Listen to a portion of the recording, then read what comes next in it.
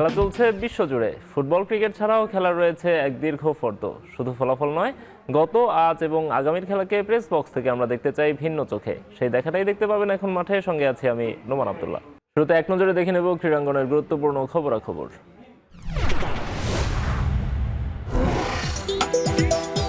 বিসিবির পরিচালনা পর্ষদের সভা আজ। আলোচনায় ওয়ানডে অধিনায়ক ইস্যু। নেতৃত্ব হারাতে পারেন মেহেদী মিরাজ। আলোচ্যসূচিতে আছে বিপিএল, পূর্বাঞ্চল স্টেডিয়াম ও নারী ক্রিকেটও। তবে সব ছাপিয়ে বিতর্কের মুখে বিসিবির মেডিকেল বিভাগ।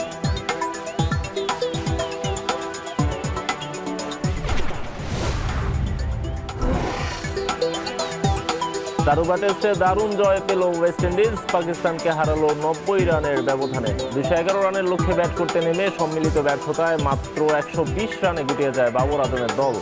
কিংবদন্তি গ্যারি সোবার্সকে জয় উৎসর্গ করল ক্যারিবিয়ানরা।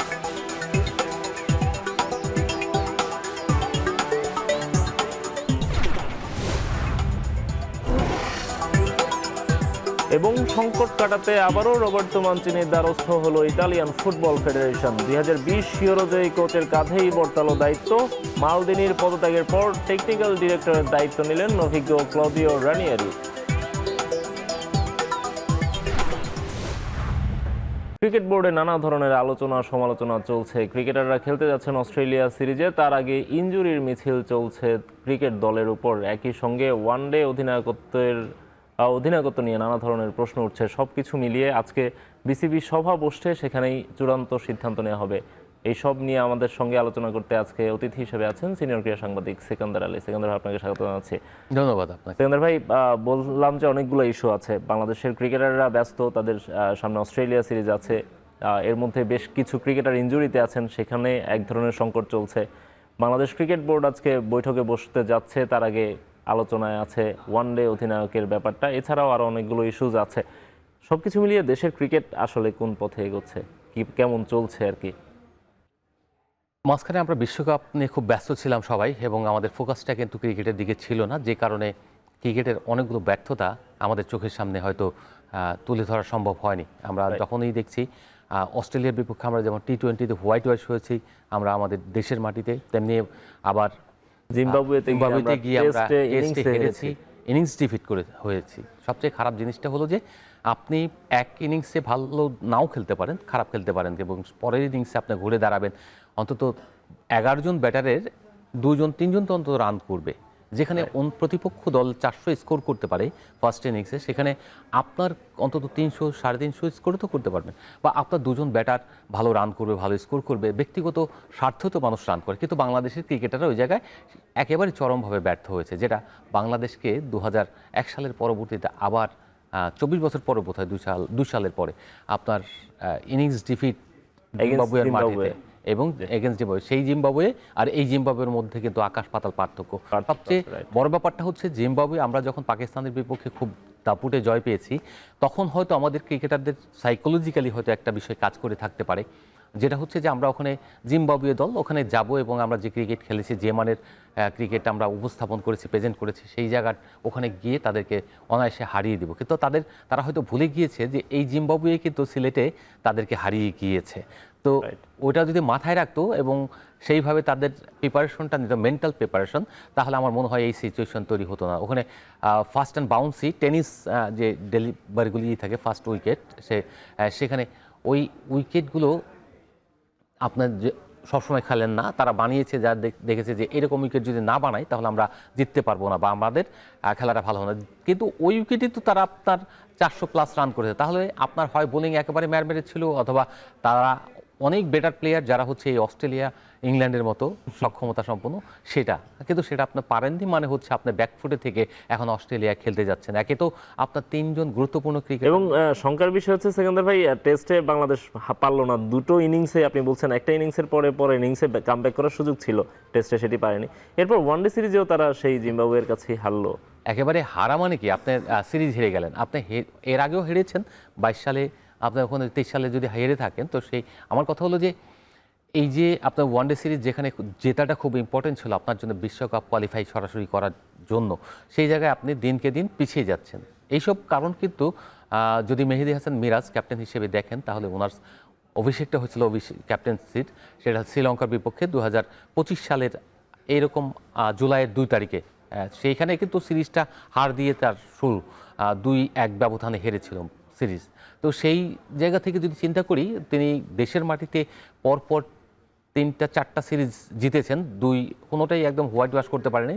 ওয়েস্ট ইন্ডিজের বিপক্ষে 2-1, তারপরে আপনার পাকিস্তানের বিপক্ষে 2-1, আবার নিউজিল্যান্ডের বিপক্ষে 2-1, তারপর অস্ট্রেলিয়ার বিপক্ষে 2-1। এই যে গুরুত্বপূর্ণ অনেকগুলো সিরিজ জিতেছে, উইকেট ভালো ছিল, কন্ডিশন সবই ভালো ছিল, কিন্তু অ্যাওয়ে সিরিজে গিয়ে তিনি হয়তো ম্যানেজ করতে পারেনি। কিন্তু তারপর মিরাজের ক্যাপ্টেন্সি কেন চলে যাচ্ছে, একটা বিষয় হচ্ছে যে আন্ডারস্ট্যান্ডিং হয়েছে বাংলাদেশ ক্রিকেট বোর্ডের সঙ্গে, তিনি হয়তো ক্যাপ্টেন্সি ছেড়ে দিচ্ছেন। সবচেয়ে বড় ব্যাপার হলো তিনি হয়তো যেভাবে লিড দেয় একটা ওয়ানডে দলকে, সেই জায়গায় হয়তো কোনো একটা জায়গায় টিউন হচ্ছিল না, অথবা তার যে মানে সতীর্থ, সেই সতীর্থদের সঙ্গে হয়তো তার আন্ডারস্ট্যান্ডিংয়ের মধ্যে কোনো জায়গায় একটা গ্যাপ রয়ে গিয়েছে। আপনার যখন 2025 সালে তাকে ক্যাপ্টেন্সি দেওয়া হলো, আপনার নাজমুল হোসেন শান্তর কাছ থেকে যেভাবে ক্যাপ্টেন্সিটা কেড়ে নিয়ে, ওটা কিন্তু ফেয়ার ওয়ে ছিল না, এবং অনেক আন্ডারস্ট্যান্ডিং অনেকভাবেই হয়। আপনি ওই ক্যাপ্টেন জানে যে ট্যুরে যাওয়ার আগে যে জানে যে সে ওয়ানডে ক্যাপ্টেন এবং আগামী বিশ্বকাপ পর্যন্ত তিনি এইটা ক্যারি করবেন, এবং কোচ প্লাস অন্য যারা রয়েছেন সবার সঙ্গে তার নেগোসিয়েশনটা, আলোচনাটা ওইভাবে হয়েছে। টিম ডিক্লারেশন, টিম সিলেকশনের জন্য তিনি কিন্তু সিলেক্টরদের সঙ্গে মিটিং করেছেন। সব কিছু করার পরে যখন হঠাৎ শুনলেন যে ক্যাপ্টেন্সি নেই, এবং সেই ক্যাপ্টেন্সি আমিনুল ইসলাম বুলবুল একক সিদ্ধান্তে পরিবর্তন করে দিলেন, that was the bad thing. এবং মিরাজ ওই ক্যাপ্টেন্সি নেওয়ার পর থেকে ডাউনওয়ার্ড যাচ্ছে, পারফরমেন্স তার এত খারাপ হয়েছে।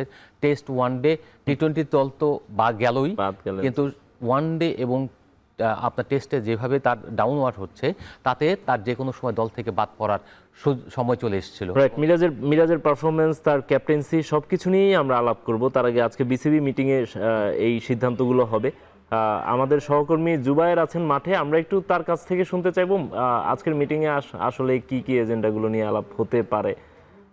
জুবায়ের শুনতে পাচ্ছেন নিশ্চয়ই আমাদেরকে? জুবায়ের, আমাদেরকে একটু জানাবেন যে আজকে বিসিবি যে সভাটা আছে সেখানে কি কি এজেন্ডাগুলো আছে ক্যাপ্টেন্সি ছাড়াও? নোমান, ধন্যবাদ।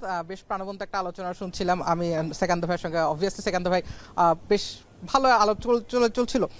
অনেকগুলো ইস্যু বলছিলেন আপনারা, যে আলাপটা করছিলেন যে মেহেদী হাসান মিরাজ ক্যাপ্টেন্সি থাকবেন কিনা। ক্যাপ্টেন্সির ইস্যুটা একটা বড় ইস্যু অবশ্যই, কারণ এই ওয়ানডে ওয়ার্ল্ড কাপের আগে বাংলাদেশ যেভাবে অ্যাওয়ে সিরিজগুলোতে যেভাবে পারফর্ম করছিল, এবং মিরাজের পারফরমেন্স যেভাবে ডাউনওয়ার্ড যাচ্ছিল, দলে যদি একজন বিশেষজ্ঞ স্পিনার থাকে তাহলে মিরাজকে ক্যাপ্টেন্সিতে রাখা হবে কিনা, বা মিরাজ সেই একমাত্র স্পিনার হয়ে সাউথ আফ্রিকার কন্ডিশনে বিশ্বকাপে খেলতে যাবেন কিনা, সেটা নিয়ে অনেকগুলো প্রশ্ন ছিল। সেই জায়গা থেকে ক্যাপ্টেন্সির একটা আলোচনা চলতে পারে। তবে এটা ছাপিয়ে আরেকটা বড় আলোচনা কিন্তু আজকে বিসিবি মিটিং থেকে আমরা পেতে পারি, সেটা বিপিএল নিয়ে। ফাহিম সিনহা অস্ট্রেলিয়া সিরিজ চলাকালে চট্টগ্রামের মাটিতে বলেছিলেন যে বিপিএল কে যদি ভালো মানের বিপিএল যদি পাওয়া না যায়, তাহলে তারা হয়তোবা একটা বছরের জন্য বিপিএল স্কিপ করতে পারে। বিপিএল আসলে স্কিপ করা হবে কিনা, নাকি বিপিএল অন্য নামে আসবে, নাকি একই নামে থেকে বিপিএলকে আরও বেশি প্রাণবন্ত করে উপস্থাপন করা হবে। বিপিএল গভর্নিং কমিটির সামনে অনেকগুলো পদ, সেই বিপিএল এর অনেকগুলো পদ নিয়ে কিন্তু আজকে আলোচনা হতে পারে। আগ্রহী অনেকগুলো ফ্র্যাঞ্চাইজির কথা আমরা জানতে পেরেছি, যে এর মাঝে তারা ফ্র্যাঞ্চাইজিগুলো আগ্রহ দেখাচ্ছে বিপিএল এর আসার জন্য। সো সেটাও একটা ইস্যু হতে পারে যে তারা বিপিএল এর সম্ভাবনা নিয়ে একটা আলোচনা করতে পারে। এই জাতীয় দল নিয়ে যখন আপনি আলোচনা করছি, তখন বিপিএল এবং ক্যাপ্টেন্সির পাশাপাশি আরেকটা বিষয় আলোচনা আছে, সেটা হচ্ছে ব্যাটিং কোচ কে হবেন। আমরা গত কয়েকদিন ধরেই পিস ক্রিকেট পার একটা গুঞ্জন আছে, মোহাম্মদ ইউসুফ, পাকিস্তানের যিনি ভেটারান ব্যাটসম্যান এবং এক ক্যালেন্ডার ইয়ারে সবচেয়ে বেশি টেস্ট রানের যার রেকর্ড আছে, সেই মোহাম্মদ ইউসুফকে বাংলাদেশ জাতীয় দলের ব্যাটিং কোচ করার জন্য এক ধরনের আলাপ আলোচনা চলছিল। মোহাম্মদ আশরাফুল কি কন্টিনিউ করবেন কিনা, মোহাম্মদ আশরাফুলকে এইচপিতে নেওয়া হবে কিনা, বা তিনি যদি কন্টিনিউ করেন, ইউসুফের নামটা কেন বারবার আসছে, সেই ধরনের একটা ব্যাটিং কোচ। এবং যেহেতু শন টেইট চলে গিয়েছেন, তালহা জুবায়ের তিনি অন্তর্বর্তী দায়িত্বে এসেছেন বাংলাদেশ বোলিং ডিপার্টমেন্টে, পেস বোলিং কোচের কি হবে সেটাও আলোচনার বিষয়। জাতীয় দলের এই গণ্ডিটা যদি আমরা এক পাশে সরিয়ে রাখি, পূর্বাচল স্টেডিয়াম নিয়ে বিসিবি অনেক দিন ধরেই কাজ করছে। পূর্বাচল স্টেডিয়ামের সেই বিষয়গুলো আলোচনা থাকবে। গত বোর্ডের সময় আমিনুল ইসলাম বুলবুলের সময় সাইমন টফেল এসেছিলেন বাংলাদেশ ক্রিকেট বোর্ডের সঙ্গে কাজ করতে। সাইমন টফেলের ফিউচার কি হবে, তাকে বিসিবি আর কন্টিনিউ করবে কিনা, সেটাও একটা আলোচনার বিষয় আছে। টোটাল 18টা এজেন্ডা, যার মধ্যে নারী ক্রিকেটও আছে। নারী ক্রিকেটের মধ্যে প্রত্যেকটি বিভাগীয় পর্যায়ে 8 জন নারী ক্রিকেটারকে কোচ হিসেবে নিয়োগ দেওয়ার একটা কথাবার্তা আমরা গতকালকে বিভিন্ন জায়গা থেকে শুনেছি। আমি নিজে পার্সোনালি যখন দু একজন বোর্ড পরিচালকের সঙ্গে কথা বলেছি তখন বলছেন যে নারী ক্রিকেটারদের সেন্ট্রাল কাঠামোটাও কিন্তু আলোচনার বিষয়ে চলে আসতে পারে। এর বাইরে আরও কিছু ইস্যু আছে, গ্রাউন্ডসের কিছু ইস্যু আছে, ফ্যাসিলিটিসের কিছু ইস্যু আছে।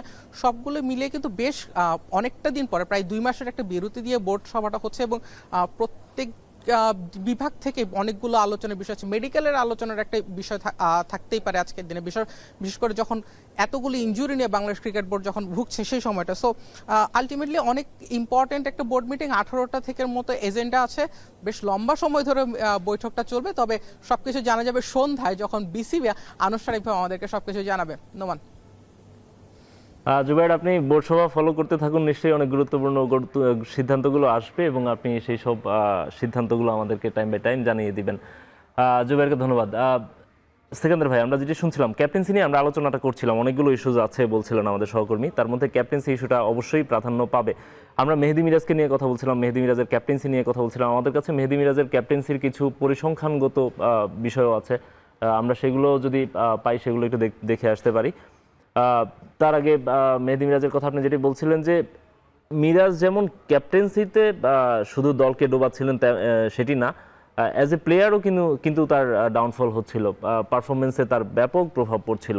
সেটি অন্য ফরম্যাটগুলোতে হচ্ছিল, টি-20 দল থেকে তিনি বাদ পড়েছেন। টেস্টে আমরা যেভাবে অলরাউন্ডার মিরাজকে দেখতাম, অন্য সব ফরম্যাটের তুলনায় টেস্টে তাকে আমরা খুব ভালো মানে অলরাউন্ডার হিসেবে দেখতাম, সেটি আমরা পাচ্ছিলাম না। ওয়ানডেতে তার অবস্থানটা অনেকটা নড়বড়ে হয়ে যাচ্ছে, যেটি আমাদের সহকর্মী বলছিলেন যে আমরা যখন দক্ষিণ আফ্রিকায় ওয়ার্ল্ড কাপটা যেহেতু হবে, সেই ওয়ার্ল্ড কাপে মিরাজই একমাত্র টেস্ট মানে একমাত্র স্পিনার হিসেবে যাবেন কিনা, অথবা ক্যাপ্টেন যদি না থাকেন সেক্ষেত্রে মেহেদী মিরাজকে দল ক্যারি করবে কিনা, এই ধরনের একটা প্রশ্ন কিন্তু আসলে উঠে আসছে।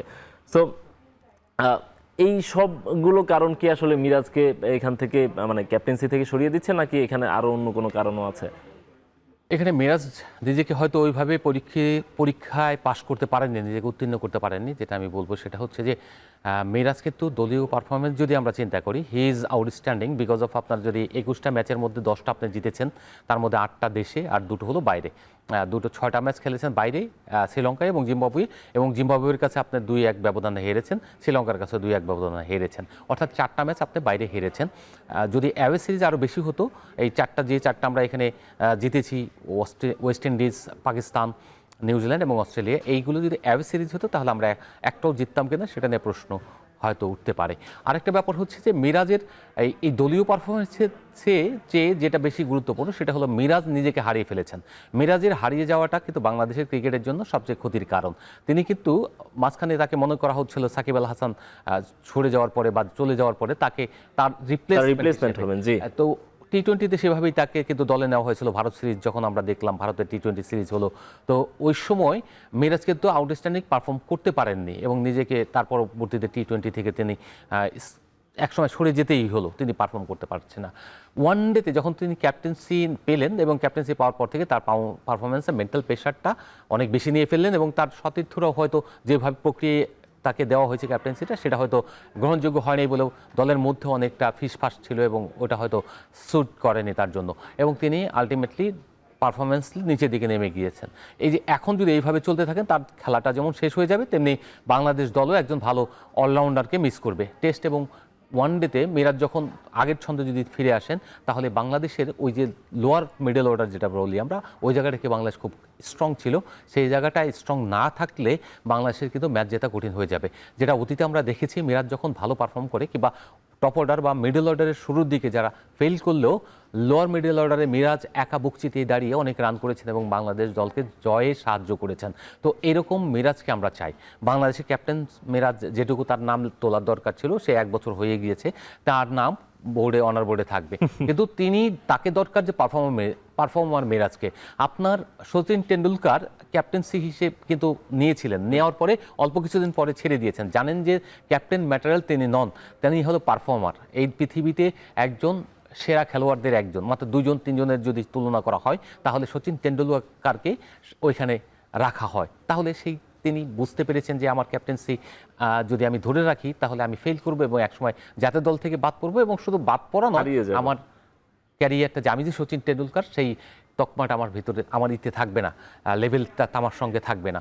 তো তার বুদ্ধি দিয়ে তিনি কাজ করেছেন। এখন মিরাজকে বলা হয়েছিল মেরুদ চিন্তা করার জন্য। আমি যতটুকু জানি বাংলাদেশ ক্রিকেট বোর্ড থেকে তাকে অ্যাওয়ারনেস করা হয়েছে যে তুমি যদি এই জায়গায় এইভাবে চলতে থাকে তাহলে তুমি হয়তো অদূর ভবিষ্যতে বাংলাদেশ দলে থাকবে কিনা সেই নিশ্চয়তা কিন্তু নেই।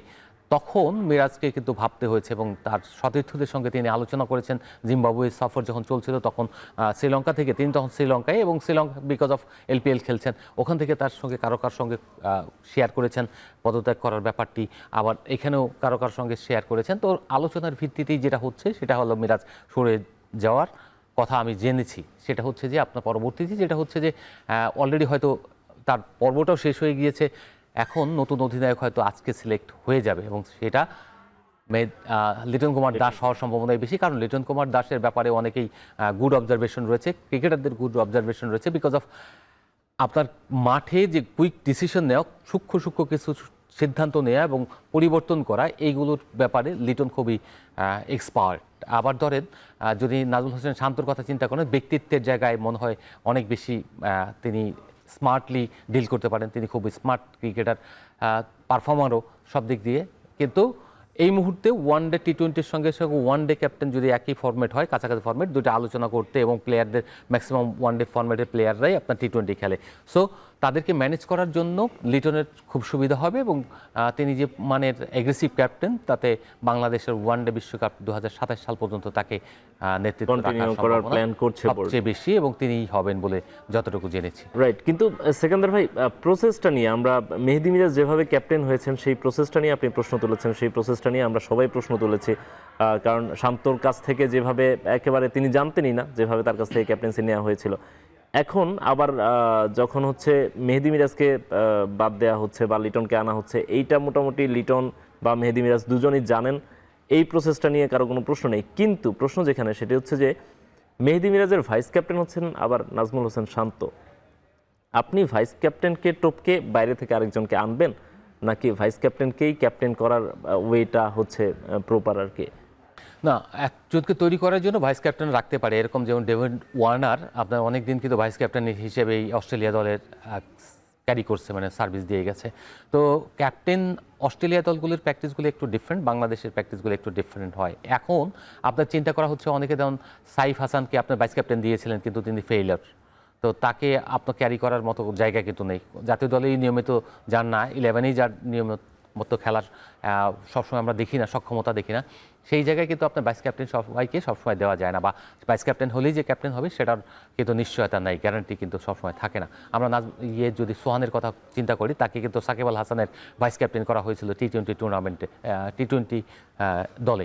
তো সেই জায়গায় কিন্তু তিনিও হয়তো in replace of Shakib Al Hasan অনুপস্থিতিতে তিনি ক্যাপ্টেন্সি করেছেন, ম্যাচও জিতেছেন, কিন্তু অল থ্রু ক্যারি করতে পারে না, বিকজ অফ তার তো টি-20 দলে নিয়মিত না, এবং তিনি ওখানে সিল্ড না, অর্থাৎ তিনি যে টি-20 দলে থাকবেন, খেলবেন, ওখান থেকে তার রেগুলারই এই দলটাকে পারফর্ম করিয়ে জেতাবেন, সেই অবস্থায় না থাকার কারণে আবার ক্যাপ্টেন্সি পরিবর্তন হয়ে গেল, তিনি দল থেকে বাদও পড়েছিলেন। যে এই জায়গায় যদি আমি চিন্তা করি, এখন যেটা বললেন যে নাজমুল হোসেন শান্তকে হয়তো ওয়ানডে দলের ভাইস ক্যাপ্টেন রাখা হবে না, পুরোপুরি টেস্ট ক্যাপ্টেন হিসেবেই তিনি থাকবেন, তার বিকল্প আরেকজন হয়তো টেস্ট ক্যাপ্টেন, ভাইস ক্যাপ্টেন হয়তো মেহেদী হাসান মিরাজ তো রয়েছেন, সেই জায়গায় মেহেদী হাসান মিরাজকে রাখা হবে কি না সেটাও একটা ব্যাপার। কিন্তু তাওহিদ হৃদয়, যিনি অলরেডি টি-20 দলের ইন রিপ্লেস অফ সাকিব, এই লিটন কুমার দাস ক্যাপ্টেন্সি করলেন জিম্বাবুয়ে সিরিজে এবং ওখানে জিতলেন, তার ক্যাপ্টেন্সি করলেন ভাইস ক্যাপ্টেন হিসেবে, আপনি মানে ভারপ্রাপ্ত ক্যাপ্টেন হয়েছিলেন অস্ট্রেলিয়ার বিপক্ষে, যেটা হোয়াইট ওয়াশ দিয়ে শুরু হয়েছিল তার ক্যাপ্টেন্সি, এবং তারপরে সিরিজটা জিতে এখানে এলেন জিম্বাবুয়ে থেকে। তা আমরা যেখানে জানতে পারছি সে বিষয়টা হচ্ছে যে লিটন কুমার দাসের ভাইস ক্যাপ্টেন হবেন আপনার Towhid Hridoy, in future captain হিসেবে তাকেই বিবেচনা করা হচ্ছে, কারণ তার যে পরিপক্কতা এবং তার পারফরমেন্স, তার সব কিছু মিলিয়ে এখানে লিটন পরবর্তী যদি কাউকে চিন্তা করা হয় সেটা তাওহিদ হৃদয়কে চিন্তা করা হচ্ছে, এরকম অনেককেই চিন্তা করা হয়। আপনি যদি পরবর্তীতে কাউকে চিন্তা করেন সেকেন্দার ভাই, আমার কাছে যেটা মনে হয় আর কি, আইডিয়াল প্রসেস হচ্ছে, যদি আপনি কাউকে, মানে ধরেন আপনি এখন লিটন কুমার দাসকে ক্যাপ্টেন করবেন, এরপর লিটন কুমার দাসের রিপ্লেসমেন্ট হিসেবে বা লিটন কুমার দাসের উত্তরসূরি হিসেবে আপনি পরবর্তীতে কাকে চিন্তা করছেন তাকে আপনি ভাইস ক্যাপ্টেন করবেন। আমার কাছে মনে হয় আইডিয়াল প্রসেস হচ্ছে এইটি। কারেক্ট, মানে ক্যাপ্টেন ভাইস ক্যাপ্টেন তো সেভাবেই আসা উচিত। এটা সব দেশেই হয়, আপনার ইন্ডিয়াতে হয়, অস্ট্রেলিয়াতে হয়, ইংল্যান্ডে হয়, সাউথ আফ্রিকাতে হয়, কিন্তু বাংলাদেশের মতো জায়গায় এই জায়গায় স্ট্যাটিস বাংলাদেশে একটা লম্বা সময় পর্যন্ত আমরা ভাইস ক্যাপ্টেনই দেখিনি আসলে। ভাইস ক্যাপ্টেন রাখা হয়নি, শুধুমাত্র ওয়ান ম্যান শো এই ক্রিকেটটা চলেছে। এইটার পেছনে বড় কারণ হচ্ছে যে বাংলাদেশের ক্রিকেটটা ওই জায়গায় ডমিনেট করতে আসলে বাইরে থেকে নাজমুল হাসান পাপনদের দেখেছি আমরা ডমিনেট করতে। তারা যখন ডিসিশন দেন ভাইস ক্যাপ্টেন তারা তৈরি করার কখনোই চিন্তা করেন নাই, এবং যারা ক্রিকেট পরিচালনা বিভাগের দায়িত্ব পালন করেছেন তারাও ওইভাবে ফোকাসে ছিলেন না, যার ফলে বাংলাদেশের ক্রিকেটের ওই জায়গাটা ভাইস ক্যাপ্টেন যে একটা রোল এবং এটা যে গুরুত্বপূর্ণ সাপোর্টিভ রোল, সে জায়গায় অনেকে নিতেও চায়নি, যে পেছন থেকে যদি তিনি কলকাঠি নাড়েন এরকম চিন্তা থেকে হয়তো অনেকে নিতে চাননি। কিন্তু মাশরাফি বিন মুর্তজার কথা যদি চিন্তা করেন, তিনি আবার খুব স্মার্ট ক্রিকেটার ছিলেন। তিনি ক্যাপ্টেন্সি নেওয়ার সময় সঙ্গে সঙ্গে বলেছেন সাকিব আল হাসানকে আমাকে ভাইস ক্যাপ্টেন হিসেবে দিতে হবে, কারণ সাকিব আল হাসান ভাইস ক্যাপ্টেন থাকলে ওই গা ছাড়া ভাব দিতে পারবে না। তিনি চাইলেও মাশরাফি যেটা করবে সেটাকে সমর্থন দিতে হবে, কারণ ভাইস ক্যাপ্টেন আলোচনা করতে হবে, তার সঙ্গে শেয়ারিং প্রক্রিয়ার মধ্যে থাকতে হবে। So that was the smart decision. এবং এখন যদি চিন্তা করেন আপনার সাকিব আল হাসানের ক্ষেত্রেও কিন্তু তাই হয়েছিল, নুরুল হাসান সোহানকে আপনার ভাইস ক্যাপ্টেন দেওয়া হয়েছিল টি-20-তে, এবং অন্য ফরম্যাটগুলোতেও কিন্তু ক্যাপ্টেন্সির সঙ্গে ভাইস ক্যাপ্টেন কয়েকজন ছিলেন। এখন আমরা দেখছি যে ফারুক ভাই কিছু মিরাজকে দিয়েছিলেন, মিরাজের জায়গাতে মিরাজ ভাইস ক্যাপ্টেন হলেন। আপনার লিটন কুমার দাস নাজমুল হোসেন শান্তর যায় ক্যাপ্টেন্সি যখন ছিল ফুল ফ্লেজে, নাজমুল হোসেন শান্ত যখন ক্যাপ্টেন 3 ফরম্যাটে, তখন মেহেদী হাসান মিরাজ হলেন ভাইস ক্যাপ্টেন হলেন, ডিক্লেয়ার করা হলো। তিনি কিন্তু আরব আমিরাতের বিপক্ষে আমরা দেখেছি সিরিজ খেলেছিল, ওখানে যখন নাজমুল হোসেন শান্ত ইনজুর্ড হয়ে গেলেন তখন মিরাজ ক্যাপ্টেন্সি করেছেন, ওয়েস্ট ইন্ডিজের ক্যাপ্টেন্সি করেছেন। তো সব মিলিয়ে যদি আমরা চিন্তা করি তাহলে এখন ভাইস ক্যাপ্টেনটা খুব জরুরি, এবং অন্য দেশগুলো যেটা করে, বড় দেশগুলো ক্রিকেট খেলোয়াড় দেশ, ওইভাবে চিন্তা করা উচিত। অন্তত আপনার প্রয়োজন বোধে 2 ফরম্যাটে, যেমন টেস্টে আছে, ওয়ানডে আছে, এরকম 2 ফরম্যাটে 2টা ভাইস ক্যাপ্টেন রাখা উচিত, আলাদা আলাদা ভাইস ক্যাপ্টেন রাখলে ভালো, যাতে আপনার পরবর্তীতে একটা ফেল করলে আরেকজনকে যেন এখানে রিপ্লেস করা যায়। ব্যাপারটা হচ্ছে যে ক্যাপ্টেন্সি মাঝে মাঝে ছেড়ে দেওয়া উচিত, যারা ক্যাপ্টেন্সি করে তাদেরও মাঝে মাঝে ভাইস ক্যাপ্টেনকে ওই ডিউটি দেওয়া উচিত যে তুমি এখন ফিল্ড সেট আপ করো এবং অন্য অন্য যেসব ডেমনস্ট্রেশন দেওয়ার প্রয়োজন সেই ডিসিশনগুলি তুমি নিতে থাকো। এটা হলো স্মার্ট লোকরা করে, স্মার্ট ক্রিকেটাররা, স্মার্ট ক্যাপ্টেনরা করে। আপনার মাশরাফি বিন মুর্তজাকে দেখেছি ম্যাক্সিমাম টাইম সাকিব আল হাসানের উপরে মানে ছেড়ে দিত, করো, মানে লিড দাও। সাকিব আল হাসান নিজেই অনেক সময় সামনে এসে লিডটা দিতেন। তো এইরকম যদি হয় তাহলে বাংলাদেশের ক্যাপ্টেন্সির সঙ্গে ভাইস ক্যাপ্টেনটাও ডেভেলপ করবে এবং পরবর্তীতে ক্যাপ্টেন হবে। এটা বাংলাদেশ ক্রিকেট বোর্ডের এখন যিনি রয়েছেন প্রেসিডেন্ট, তিনি হচ্ছেন তামিম ইকবাল। তিনি ক্যাপ্টেন ছিলেন এবং এই ক্রিকেট খেলে বাংলাদেশের অন্যতম সেরা ক্রিকেটার। সো তাকে এই বিষয়গুলো বোঝানোর প্রয়োজন নেই। আমরা মনে করি যে তিনি নিজের দায়িত্বে থেকে এই কাজগুলো করবেন এবং পরবর্তী ক্যাপ্টেন যেন তাকে খুঁজতে না হয়, কিংবা আউট অফ দ্য বক্স যদি কেউ না আসে এরকম, তাহলে যে ভাইস ক্যাপ্টেনকে প্রিপেয়ার করে যেন ম্যাচিউরড হয়, পুরো দলটাকে তিনি সিস্টেমের মধ্যে থেকে তিনি চিনতে পারেন, প্রত্যেকটা প্লেয়ার সম্পর্কে জানতে পারেন, এবং টিম ম্যানেজমেন্ট কী চায়, কোচিং স্টাফ কী চায়, বোর্ড কী চায় সেটা যেন তিনি বুঝতে পারেন এবং লিড দেওয়ার মতো সক্ষম হয়ে বাংলাদেশকে লিড দেন। সেটাই, সে ধরনের সেই প্রসেসটাতেই যাওয়া উচিত, অবশ্যই যাওয়া উচিত দেশের ক্রিকেট বোর্ডের। সেকেন্ডার ভাই, আমরা আপনার কাছে আবারও ফিরবো আলোচনায়, তার আগে ছোট্ট একটা বিরতি নিব। এখন মাঠে নিচ্ছি একটা বিরতি, ফিরছি একটু পরেই। আমি ভরসা রাখি হিরন স্মার্ট ওয়াটার পিউরিফায়ারে।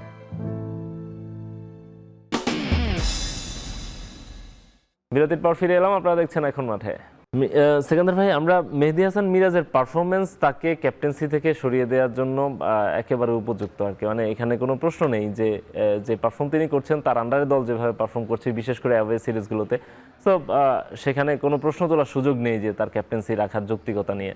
কিন্তু তারপরও এ ধরনের একটা কথা প্রচলিত আছে যে মেহেদী হাসান মিরাজ আগের বোর্ডের প্রেসিডেন্টের সময়ে এসেছিলেন বা আগের বোর্ডের সময়ে এসেছিলেন, সে কারণে তাকে এই বোর্ড পছন্দ করছে না, বা এই ধরনের মানে প্রচলন আমরা এর আগেও দেখেছি, বা এই ধরনের একটা রীতি বাংলাদেশেই আছে আসলে, শুধু ক্রিকেট বোর্ডে না, বাংলাদেশেই সিস্টেমেই আছে আর কি। সো এইরকম কোনো সিস্টেমের শিকার কি মিরাজ হয়েছেন কিনা আসলে? দেখুন, লাইকিংস ডিসলাইকিংস এই ব্যাপারগুলো সবার ভিতরেই থাকে এবং সেটা হয়তো অনেক ক্ষেত্রে হয়, কিন্তু আপনি যদি পারফর্মার হন এবং আপনার রাইট ট্র্যাকে থাকেন, অ্যাচিভমেন্ট যদি ভালো থাকে, তাহলে আপনাকে কেউ সরাতে পারবে না। বিকজ অফ আপনি যখন সরাতে যাবে তখন তো সবাই আঙুল দিয়ে দেখিয়ে দিবে যে হি ইজ এ পারফর্মার, আপনি কেন তাকে সরাচ্ছেন? তখন কিন্তু বোর্ড প্রেসিডেন্ট কিংবা এখানে যারা থাকবে, বোর্ড ডিরেক্টরস থাকবেন, যদি ক্রাইম না করেন তাহলে তাকে কিন্তু কোনোভাবেই সরানোর স্কোপ নেই। মেহেদী হাসান মিরাজ জাতীয় দল থেকে বাদ পড়ে যাবেন এইরকম অবস্থায় কিন্তু চলে এসেছেন। আপনি স্ট্যাটগুলি যদি দেখেন, ওয়ান ডে কত 24টা ম্যাচ খেলেছেন তার আন্ডারে। আপনি যদি ওই সময় ডাইরেক্ট আগের কথা চিন্তা করেন, ওয়েস্ট ইন্ডিজে যেগুলি খেলেছিল কিংবা যখন নাজমুল হোসেন শান্ত ক্যাপ্টেন ছিল তখন ভারপ্রাপ্ত হিসেবে ওগুলি খেলেছেন ওইটা নিয়ে, কিন্তু যখন সে ফুল টাইম ক্যাপ্টেন্সি পেল ওয়ান ডে, তখন শ্রীলঙ্কা থেকে, তখন তার 21টা ম্যাচ হয়েছে। তো আমরা 24টা ম্যাচ যদি ধরি তার টোটাল ক্যাপ্টেন্সিতে, তাহলে 24টা ম্যাচে 10টা ম্যাচে জয় হার পেয়েছে। 13টা, ওটা হার জিতের ব্যাপার থেকে ব্যক্তিগত যদি পারফরমেন্সের কথা চিন্তা করেন, কারণ ইন্ডিভিজুয়াল প্লেয়ার যদি ভালো না করেন তাহলে কিন্তু আপনার দলে থাকার মতো অবস্থায় থাকবেন না। তখন দলে না থাকলে তো আপনার ক্যাপ্টেন্সি কোটায় তো খেলার কোনো স্কোপ নেই। আপনাকে খেলতে হলে নিজেকে পারফর্ম করতে হবে। পারফর্ম করার জায়গায় মিরাজ কতগুলি ওয়ান ডে ম্যাচে কত পারফর্ম করছে, আমি যত আমাদের কাছে সেই পরিসংখ্যানটাও আছে। 21টা ইনিংসে একটা মাত্র 50 তার, জি একটা 50, যদি একটা 50 হয় মিরাজের কাছ থেকে আমরা একটা 50 কখনোই আশা করি না, কারণ ওই যে পজিশনে খেলেন অনেকগুলি সুন্দর সুন্দর রান করেন এবং বড় ইনিংসও নয়, মাঝারি 30+ রান বোধহয় একটা আছে। আবার ওটা যদি চিন্তা করেন, যদি এই বোলিংয়ে কিন্তু আপনার খুব ভালো পারফরমেন্স নাই ওয়ান ডেতে, তার 3 উইকেট 4 উইকেট খুব নাই, ওখানে নেই বলেই চলে, 1-2 উইকেট নিচ্ছে এবং হয়তো রান চেক দিচ্ছে, কিন্তু তার কাছ থেকে অলরাউন্ড যে পারফরমেন্সটা আশা করা হয়, কোনোদিন হয়তো বোলিংয়ে একটু ভালো করেছেন, কোনোদিন একটু ব্যাটিংয়ে মোটামুটি করেছেন, তার যে স্বভাবজাত পারফরমেন্স, তিনি যেভাবে খেলেন, যেভাবে এত বছর সার্ভিস দিয়ে আসছেন বাংলাদেশকে, মিরাজ হয়ে উঠেছেন, যাকে সাকিব আল হাসানের বিকল্প হিসেবে চিন্তা করা হতো, সেই মিরাজ হারিয়ে গিয়েছেন। আমরা সেই মিরাজকে ফেরত চাই, আমরা চাই নাই ক্যাপ্টেন মিরাজ এইভাবে থাক। এই জন্যই বোর্ড যে বিষয়টা হয়েছে, তাকে ফোর্সলি বাদ দেওয়ার থেকে তার সঙ্গে আলোচনা করা এবং তাকে অপশন দেওয়া যে ভাই তুমি ক্যারিয়ারটা করো এবং বাংলাদেশের ক্রিকেটে তোমাকে খুব প্রয়োজন, কারণ তুমি এক্সপেরিয়েন্স, তোমার মানের একজন দক্ষ ক্রিকেটার খুবই প্রয়োজন, এবং সেই জায়গা থেকে টেস্ট এবং ওয়ান ডে দুই জায়গায় কিন্তু মিরাজকে খুব প্রয়োজন। অলরাউন্ডার কিন্তু বাংলাদেশে খুব একটা নেই। আপনার যদি একজন বেসিক স্পিনার খেলান বা জেনুইন স্পিনার, তার সঙ্গে মেহেদী হাসান মিরাজ যদি অলরাউন্ড পারফরমেন্স করে, আপনার 7 নম্বর প্লেসে আপনার সে যদি একটা ছোট ছোট পার্টনারশিপ দেয়, টেস্টে কিন্তু আমরা দেখেছি যে কয়েকটা পার্টনারশিপে যে পাকিস্তানের বিপক্ষে আমরা 26 রানে 6 উইকেট হারিয়ে ফেলেছিলাম, সেই ম্যাচেও আমরা ম্যাচ জিতে এসেছি। খুব বড় রান করেনি, কিন্তু তাইজুল ইসলামের কথা চিন্তা করেন, তাইজুল ইসলাম ওখানে একজন বোলার হয়ে টেস্টে যেভাবে ক্যারি করেছেন, দুটা মুশফিকের সাথে লিটনের সঙ্গে যেভাবে 2 ইনিংসে 2ভাবে আপনার ইনিংসটাকে টেনে নিয়ে গেছেন, খুব বড় রান করেননি, কিন্তু সঙ্গ দেয়া। মিরাজ কিন্তু আবার সঙ্গ না, শুধুমাত্র রান করতে পারেন। জি, সেই মিরাজ কেন হারিয়ে যাবে? আমরা চাই না মিরাজ হারিয়ে যাক, মিরাজ ফিরে থাক এবং মিরাজের তার ক্যারিয়ার সমৃদ্ধ করুক। মিরাজের রান দেখতে চাই আমরা অনেক বেশি হবে ক্যারিয়ার শেষে, এবং তার উইকেট থাকবে অলরাউন্ডার। সাকিব আল হাসানের না হোক, সাকিব আল হাসান সবাই হতে পারে না, কিন্তু মিরাজ তার স্বকীয়তায়, মিরাজের জায়গায় একদম বলিয়ান হয়ে যতদিন খেলবে, একেবারে টাইগার যে নাম, তাদের টাইগারের মতোই হোক, থাক এবং টাইগারের মতো পারফরমেন্স করুক। রাইট। এবং আরেকটা ব্যাপার এখানে আমি সেকেন্দার ভাই একটু বলতে চাই, দেশের বাইরে মিরাজের অধিনায়কত্বের রেকর্ডটা 8টা ম্যাচ খেলেছেন, মাত্র 1টি জয় তার এখানে অ্যাজ এ ক্যাপ্টেন, তিনি যখন দেশের বাইরে ক্যাপ্টেন্সি করেছেন। আমাদের পরবর্তী ওয়ার্ল্ড কাপটার কথা যেহেতু বলা হচ্ছে বারবারই, 2027 ওয়ার্ল্ড কাপটা, এবং সেটি আফ্রিকার মাটিতে, দক্ষিণ আফ্রিকা, নামিবিয়া, জিম্বাবুয়ে সেটি হোস্ট করছে, এবং যেহেতু দেশের বাইরে, এবং সেক্ষেত্রে মেহেদী হাসান মিরাজের কার্যকারিতা নিয়ে অবশ্যই প্রশ্ন ওঠে। প্রশ্ন সেটি হচ্ছে যে মেহেদী মিরাজকে আসলে 27 পর্যন্ত দায়িত্ব দেওয়া হয়েছিল কেন? তখন তারা যারা সিলেকশনে ছিলেন, তারা তা বোর্ডে নতুন করে নির্বাচন করে তারা এসেছিলেন, বিতর্কদি হোক বা যেভাবেই হোক, তারা তো ক্ষমতায় ছিলেন। থাকার পরে যেটা হয়েছে, তারা ওই সময় চিন্তা করেছে যে আমি 27 পর্যন্ত দিলে আমাদের লোকই থাকবে। মিরাজকে সঙ্গে তাদের ওইভাবে একটা বোঝাপড়া আন্ডারস্ট্যান্ডিং ছিল, যে কারণে নাজমুল আবেদিন ফাহিম এবং আপনার কি বুলবুল তারা সিদ্ধান্ত নিয়েছিলেন 2027 সাল পর্যন্ত, বিশ্বকাপ পর্যন্ত মিরাজকে ক্যারি করবেন। মিরাজের পারফরমেন্স না, দলীয় পারফরমেন্স, যেটা হোমে সিরিজ খেলছে 1-2টা সিরিজ, ওইটা দেখে বিবেচনা করা হয়েছিল। সবচেয়ে বড় ব্যাপার হচ্ছে যে কেউ ক্যাপ্টেন হতে পারে, এই ক্যাপ্টেনের পারফরমেন্স করাটা খুব জরুরি। আপনার হাবিবুল বাশারের কথা যদি 2007 সালে চিন্তা করেন, ওয়ার্ল্ড কাপে কিন্তু খুব ভালো করেনি, কিন্তু লিডিং দিয়ে তার দলটা কিন্তু খুব ভালো করেছিল ওই বিশ্বকাপে। বাংলাদেশের এভার বেস্ট পারফরমেন্স যদি চিন্তা করেন বিশ্বকাপে, তাহলে ওইটা কিন্তু সবচেয়ে বড় প্রথমে কাউন্টে আসবে। আপনার ওখানে সাউথ আফ্রিকাকে হারিয়েছিল, ইন্ডিয়াকে বিশ্বকাপ থেকে বাদ করে দিয়েছিল, যা বাবা বাড়িতে চলে যা। তো সেই জায়গা থেকে আপনার আরেকটা ম্যাচ জিতেছিল। তো এই 3টা ম্যাচ বা 4টা ম্যাচ জেতা, ওখানে 3টা ম্যাচই বোধহয় জিতেছিল। তো এটা কিন্তু চারটেখানি কথা না, ওই সময় সাউথ আফ্রিকা সুপার 8-এ খেলা এবং সুপার 8-এর থেকে সাউথ আফ্রিকাকে হারানো অনেক বড় কম্পিটিটিভ একটা জায়গায় ছিল। আবার পরবর্তীতে যদি চিন্তা করেন, তারপর সেই হাবিবুল বাশার কিন্তু পরবর্তীতে এসে এখানে যখন ভালো করতে পারছিল না, রান করতে পারছিল না, ক্যাপ্টেন্সি চলে গিয়েছিল, পরে ন্যাশনাল টিম থেকে 1-2 বছরের মধ্যে তিনি বাদ পড়ে গিয়েছিলেন। মেহেদী হাসান মিরাজ কিংবা লিটন কুমার দাস তারা যদি ক্যাপ্টেন্সি পারফর্ম না করেন তাহলে কিন্তু ক্যাপ্টেন্সি চলেই যাবে, এটা খুব স্বাভাবিক। মিরাজ, আমরা লিটনকে যেটা দেখলাম সেটা হলো ক্যাপ্টেন্সি পাওয়ার আগে তার পারফরমেন্স বরং ডাউন ছিল, ক্যাপ্টেন্সি পাওয়ার পরে তিনি ক্যাপ্টেন্সি দায়িত্ব তাকে অনেক পারফরমেন্সের দিকে নিয়ে এসছে এবং তিনি ভালো খেলছেন। ভালো খেলার ফলে তার কনফিডেন্স গ্রো করেছে এবং ওয়ানডে দলেও ভালো খেলছেন, টেস্টেও ভালো খেলছেন, টি-20 ভালো খেলছেন। ওয়ানডে দলে যখন তাকে দেওয়া হবে তখন কিপার ব্যাটার হিসেবে তার যখন পারফরমেন্স থাকবে তখন তিনি কিন্তু দলটাকে ভালোভাবে লিড দিতে পারবেন। এবং এই যে অ্যাগ্রেসিভ ক্যাপ্টেন্সি, এটা খুব ইম্পর্টেন্ট। অ্যাগ্রেসিভ ক্যাপ্টেন্সি না থাকলে কিন্তু আপনি রিস্ক নিতে পারবেন না এবং জিততে পারবেন না। যদি আপনার 2027 সালে বিশ্বকাপে ভালো করার লক্ষ্য থাকে তাহলে এইরকম একজন ক্যাপ্টেন লাগবে। আবার যদি আপনার নাজমুল হোসেন শান্তকেও রাখতেন সেক্ষেত্রেও খারাপ হতো না, ভালো হতো। নাজমুল হোসেন শান্ত হচ্ছে আপৎকালীন ক্যাপ্টেন আর কি, বিপদে যখন পড়ে বাংলাদেশ ক্রিকেট টিম কেউ থাকে না তখন নাজমুল হোসেন শান্তকে ক্যারি করা। এবং শান্ত কিন্তু অ্যাজ এ ক্যাপ্টেন হিসেবে কিন্তু খারাপ করেন না, মানে ক্যাপ্টেন হিসেবে খারাপ করেন এবং ক্যাপ্টেন্সিতে তার নিজের ব্যক্তিগত পারফরম্যান্সও কিন্তু ডাউন হয়নি আর কি, ডাউনফল করে। প্রথম দিকে একটু ছিল কিন্তু ওভারকাম করে ফেলেছিলেন তিনি। আপনি যখন 2000 সাকিব আল হাসানের পরবর্তীতে ক্যাপ্টেন্সিটা পেলেন কিছুটা ডাউন ছিলেন কিছুদিন, ভালো করতে পারছিলেন না। তার পরবর্তীতে যখন তিনি পারফর্ম করা শুরু করলেন, যখন তিনি সব জায়গায় সেটেল হয়ে গেলেন তখনই তার ক্যাপ্টেন্সিটা কেড়ে নেওয়া হলো। এটা ভালো হয়নি, একেবারে একটা ভুল সিদ্ধান্ত ছিল। ওই সিদ্ধান্তটা না হলে হয়তো তিনি ক্যাপ্টেন হিসেবে আরও বেশি বেটার পারফরমেন্স করতেন। এবং সম্প্রতি এখন যদি নাজমুল হোসেন শান্ত টেস্টে রান্না করেন, ওয়ানডেতে রান্না করেন, বাংলাদেশ জেতে না। এক্স্যাক্টলি, এবং টেস্টে তিনি ট্রেমেন্ডাস ফর্মেও আছেন, যখন তিনি শুধুমাত্র ওয়ানডেতে দেখেন না কেন, আপনি অস্ট্রেলিয়ার বিপক্ষে আপনি যে হারতে বসেছিলেন সেই জায়গায় আপনার সেঞ্চুরি করে তিনি কিন্তু জিতিয়ে টিতিয়ে নিলেন, নিউজিল্যান্ডের বিপক্ষে পারফরমেন্স করলেন। এটা হচ্ছে যে নাজমুল হোসেন শান্ত এখন অনেক বেশি কনফিডেন্ট বলা যায়, ম্যাচিউর, কনফিডেন্ট।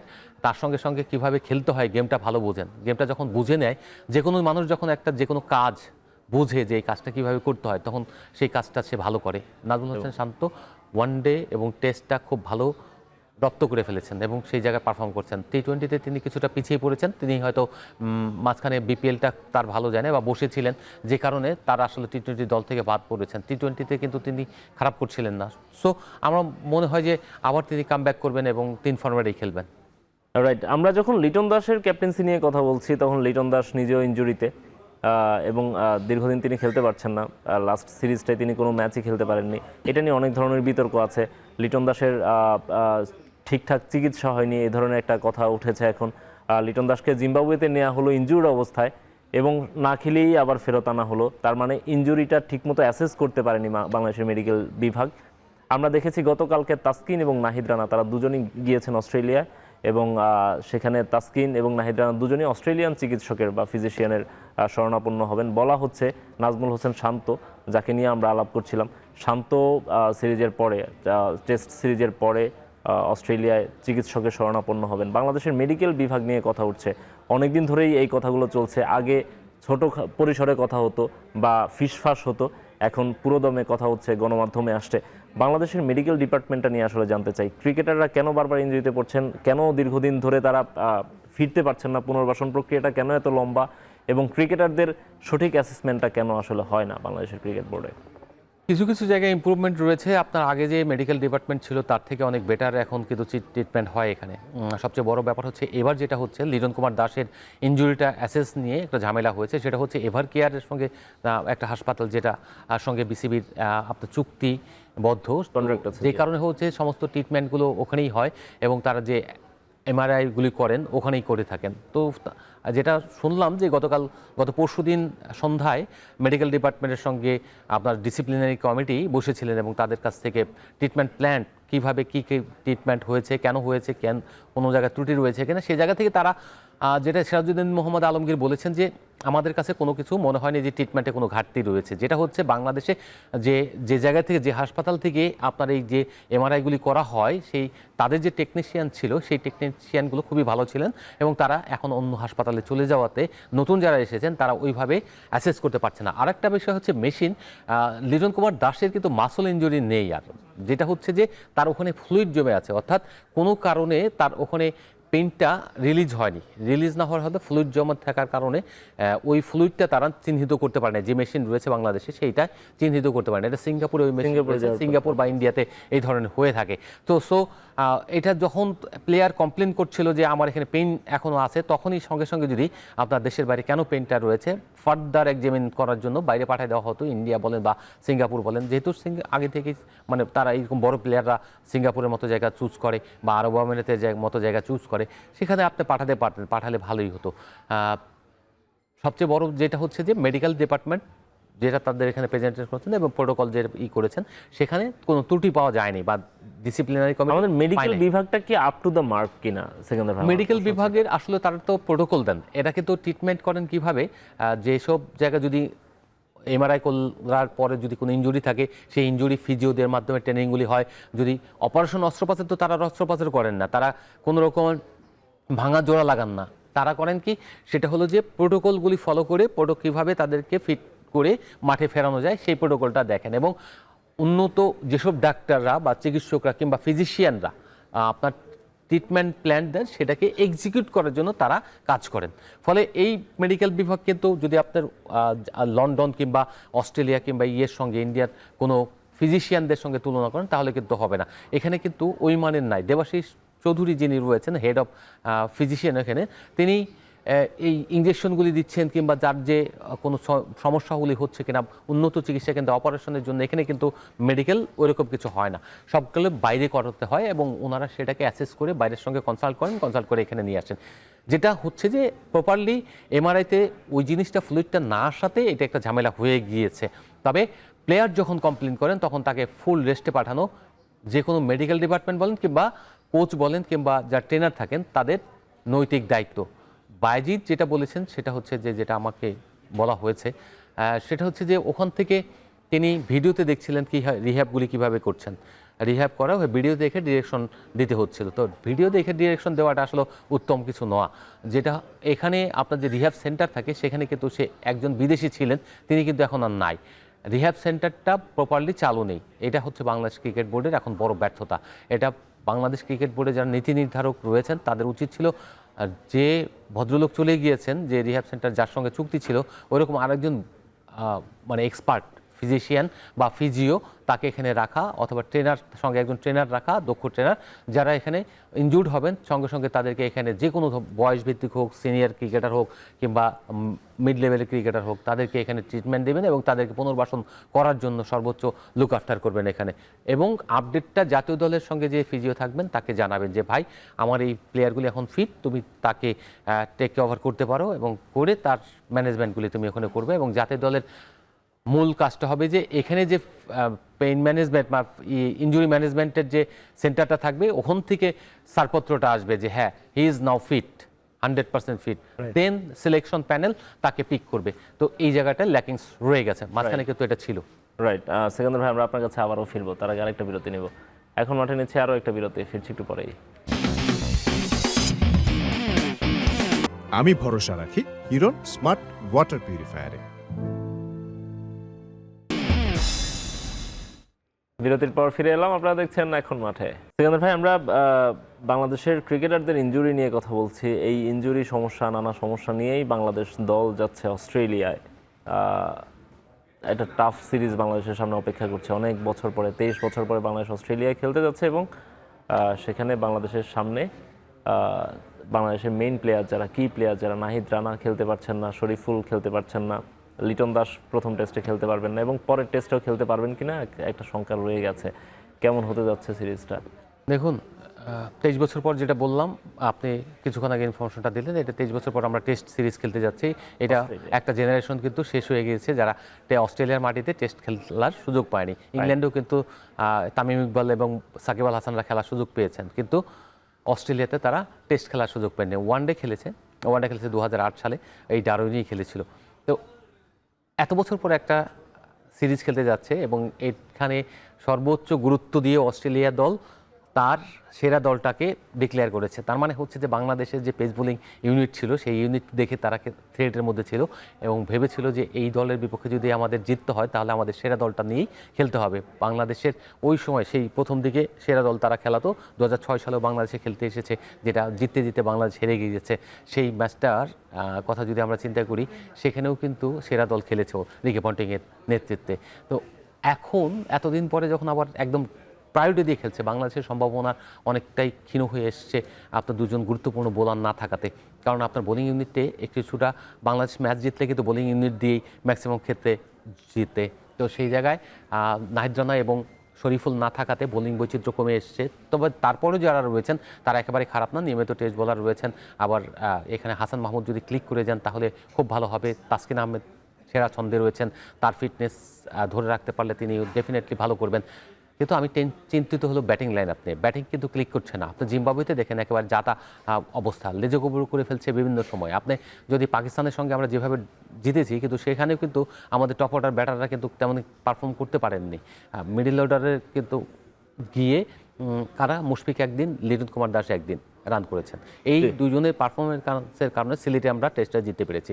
ঢাকাতেও এরকম আমরা দেখেছি, নাজমুল হোসেন শান্ত শুধুমাত্র ভালো করাতে ওখানে আমরা ওভারকাম করে গিয়েছি।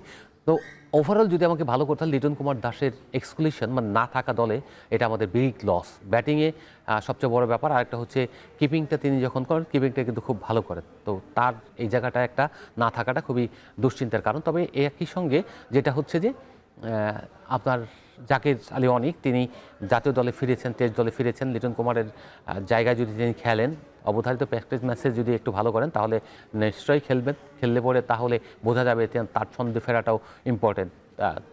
লিটন এবং তিনি যদি থাকেন একই সঙ্গে, আমরা দেখেছি জাকের যে কটা টেস্ট ম্যাচ খেলেছেন সেখানে কিন্তু তার পারফরমেন্স খুব ভালো এবং ওই লোয়ার অর্ডারে নেমে, লোয়ার মিডল অর্ডারে নেমে বেশ কিছু পারফরমেন্স করেছেন, যেটা হলো টেস্ট যে ওয়েস্ট ইন্ডিজের বিপক্ষে টেস্ট জেতার ক্ষেত্রে আপনার গুরুত্বপূর্ণ ভূমিকা রেখেছেন। হঠাৎ করে তিনি ছন্দপতন হওয়াতে জাতীয় দল থেকে বাদ পড়েছেন। টেস্টে কিন্তু খুব খারাপ করছিলেন না, সীমিত ওভারে ক্রিকেটে ভালো না করার কারণে তার টপ ফর্মেট থেকে বাদ পড়ে গিয়েছিলেন। এখন জিম্বাবুয়ে এই দলের বিপক্ষে একটা টেস্ট এই 4 দিনের ম্যাচ খেলেছিলেন সিলেটে, সেখানে দুটো ইনিংস রয়েছে, দুটো 50, একটা নট আউট আর একটা আউট। সেকেন্ড ইনিংসে তিনি নট আউট ছিলেন। তো মনে হচ্ছে যে জাকির আবার কনফিডেন্স গ্রো করেছেন এবং যদি এই কনফিডেন্সটা অস্ট্রেলিয়া মাটিতে শো করতে পারেন, ডেফিনেটলি তার জন্য যে ভালো, বাংলাদেশ দলের জন্য ভালো এবং লিটনের অনুপস্থিতি ঘাটতিটা হয়তো তিনি পুষিয়ে দিতে পারবেন। আমি আশা করব যে বাংলাদেশ দল কম্পিটিটিভ গেম খেলবে, সম্মান নিয়ে দেশে ফিরবে, জিততে পারুক আর না পারুক। অস্ট্রেলিয়ার কন্ডিশনে ইংল্যান্ডও জিততে পারে না, তারা 2 দিনের টেস্ট শেষ হেরেছে, সেই রেকর্ডও কিন্তু আছে। আমরা গ্যাবাই দেখেছি তারা হেরেছে, আবার দেখেছি না আমরা পার্থে দেখেছি, বোধহয় পার্থে দেখেছি, আর একটা দেখেছি আপনার মেলবোর্নে। তারা 2 দিনের মধ্যে কিন্তু টেস্ট শেষ করে দিয়েছে অস্ট্রেলিয়া ইংল্যান্ডের বিপক্ষে। তার মানে হচ্ছে যে ওই কন্ডিশনে south Africa, New Zealand, Australia, England সবাই কিন্তু খারাপ করে। বাংলাদেশকে আমরা চ্যাম্পিয়ন হয়ে যাবে বা জিতে যাবে সেই কিন্তু আশা করি না, কিন্তু জিতলে সেটা আমাদের জন্য সারপ্রাইজ হবে। আর যদি নাও জেতে আমরা সম্মান নিয়ে ফিরতে চাই।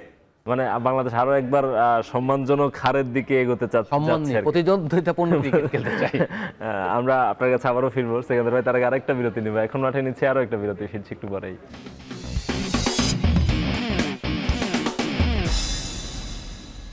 বিরতির পর ফিরে এলাম আরও একবার, আপনারা দেখছেন এখন মাঠে। সেকেন্দার ভাই, আমরা কথা বলছি বাংলাদেশ অস্ট্রেলিয়া সিরিজ নিয়ে কথা বলছিলাম। বাংলাদেশের এই বছর অনেকগুলো সিরিজ খেলতে হবে, আমরা একটু দেখতে পারি এই বছর বাংলাদেশের কি কি ম্যাচ আছে। সেখানে অস্ট্রেলিয়ার বিপক্ষে এই দুটো টেস্টের সিরিজ যেমন আছে, এরপর সেপ্টেম্বরে ভারত আসছে বাংলাদেশে, সেখানে সাদা বলের সিরিজ খেলবে তারা দুটো।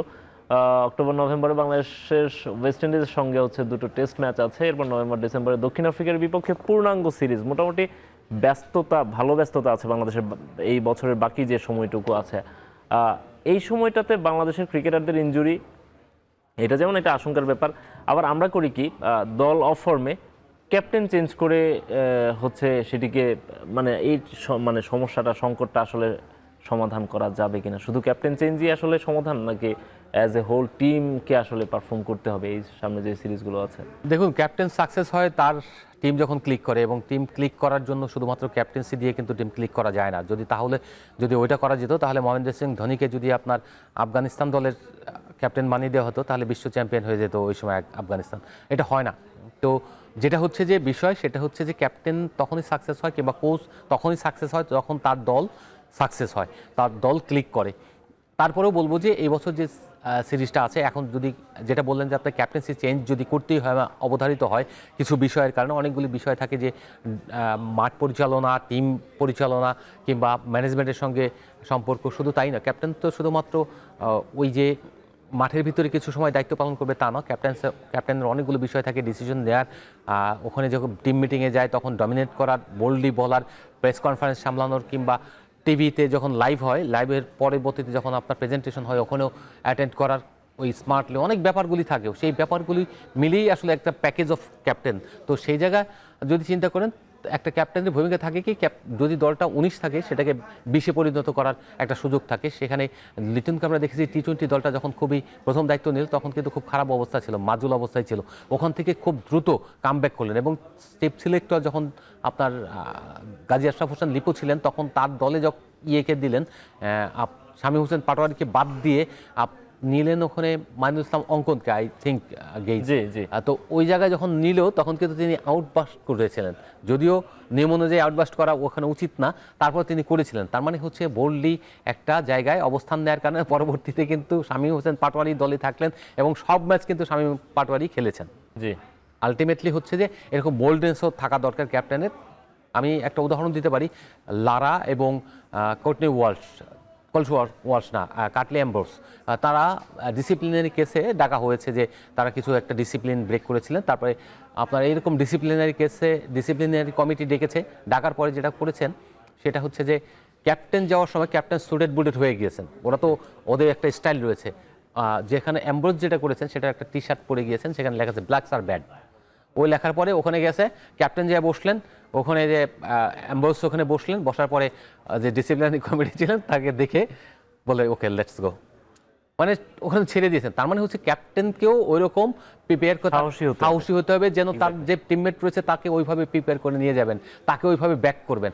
তো সেই জায়গা থেকে মনে হয় যে সাউথ এবার যে সিরিজগুলি রয়েছে এখন যদি ক্যাপ্টেন্সি চেঞ্জ হয়ে যায় বা প্ল্যানের মধ্যে নিয়ে আসে, তাহলে আমি মনে করি 1 বছরের মধ্যে বাংলাদেশ টিমটা একেবারে স্ট্রং জায়গায় চলে যাবে এবং সম্মিলিতভাবে সবাইকে অবশ্যই সেখানে পারফর্ম করতে হবে। সিকান্দার ভাই, আমরা শেষ পর্যায়ে চলে এসেছি, আপনাকে অসংখ্য ধন্যবাদ আমাদেরকে স্টুডিওতে এসে সময় দেওয়ার জন্য। আমরা নিশ্চয়ই এইসব বিষয় নিয়ে আরও একদিন খোলাখুলি কথা বলার সুযোগ পাবো। এখানে শেষ করে দিচ্ছি এখন মাঠের আজকের আয়োজন। এতক্ষণ সঙ্গে থাকার জন্য সবাইকে ধন্যবাদ।